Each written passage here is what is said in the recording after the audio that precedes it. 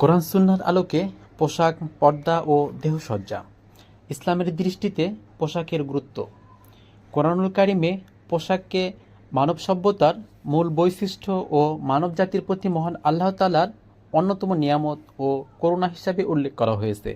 মহান আল্লাহ তাআলা বলেন, হে আদম সন্তানগণ, তোমাদের লজ্জাস্থান ঢাকবার ও বেশভূষার জন্য আমি তোমাদেরকে পোশাক পরিচ্ছদ দিয়েছি এবং তাকওয়ার পরিচ্ছদই সর্বোৎকৃষ্ট।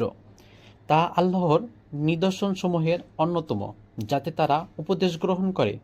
হে আদম সন্তানগণ, শয়তান যেন তোমাদেরকে কিছুতেই প্রলুব্ধ না করে, যেভাবে তোমাদের পিতামাতাকে সে জান্নাত থেকে বহিষ্কৃত করেছিল। তাদেরকে তাদের লজ্জাস্থান দেখবার জন্য তাদেরকে বিবস্ত্র করেছিল। পোশাক ব্যবহারে প্রশস্ততা। ইসলাম সর্বকালের ও সর্বযুগের সমগ্র মানবজাতির জন্য স্থায়ী জীবন ব্যবস্থা এবং বিশ্বজনীন ও সর্বজনীন ধর্ম। কোরআনুল কারীম, হাদিসে রাসূল সাল্লাল্লাহু আলাইহি সাল্লাম ও সাহাবীগণের জীবন পদ্ধতি থেকে আমরা দেখতে পাই যে এতে দুটি বিষয়ের প্রতি লক্ষ্য রাখা হয়েছে। একদিকে বিশেষ লক্ষ্য রাখা হয়েছে যেন যুগ, সমাজ, সামাজিক রুচি ও আচরণের পরিবর্তনের ফলে ইসলামের ধর্মীয় রূপে পরিবর্তন না আসে।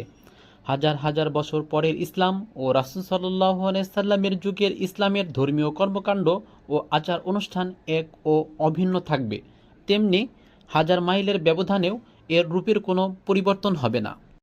এজন্য সকল মুসলিমের আকিদা, সালাত, সিয়াম, হজ, তিলাওয়াত, জিকির, তাসবিহ, জানাজা, দোয়া ইত্যাদি সকল ইবাদতমূলক কর্ম সকল দিক থেকে প্রথম যুগের মতোই হবে। তবে হজের যানবাহন বিভিন্ন প্রকারের হতে পারে। মসজিদের গঠন পদ্ধতি, আবহাওয়া ও অন্যান্য প্রয়োজনে বিভিন্ন হতে পারে।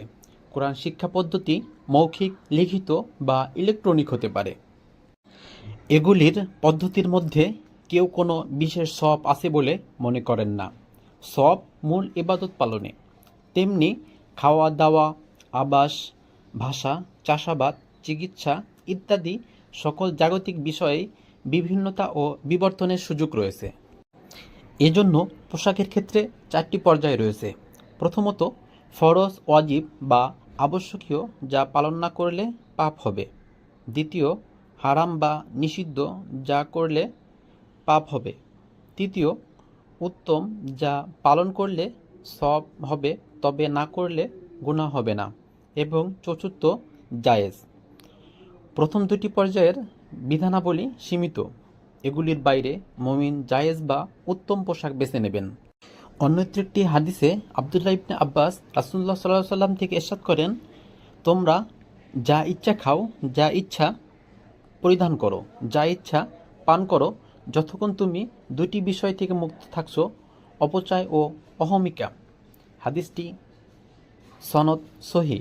আল্লাহ তাআলা আমাদেরকে সহিহ বুঝ দান করুন।